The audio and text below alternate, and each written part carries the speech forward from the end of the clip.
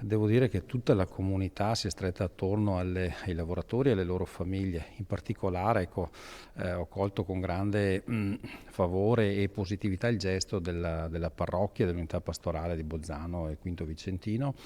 che ha attivato un'iniziativa anche di solidarietà nei confronti delle famiglie. Così il primo cittadino di Quinto Vicentino che resta vicino ai lavoratori della Foral Palzileri, che ha annunciato la chiusura dello stabilimento nel suo territorio. Il 5 gennaio scorso c'è stato un primo confronto nel tavolo di crisi ministeriale convocato dal MISE, il Ministero Sviluppo Economico, dove in videoconferenza si sono incontrati le rappresentanze aziendali con quelle dei lavoratori. Le parti presenti, quindi azienda, organizzazioni sindacali e tutte le parti politiche, me compreso,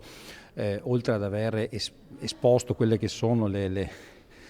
situazioni da parte dell'azienda e le richieste da parte delle istituzioni,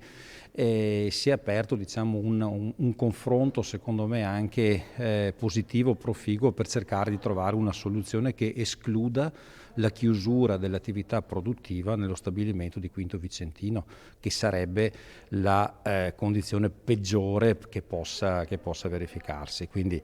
ci si ritroverà il mese prossimo, ma nel frattempo saranno messi in atto, e da parte dell'azienda, da parte anche dello Stato e della Regione, iniziative per cercare di trovare soluzioni favorevoli a questo grave problema.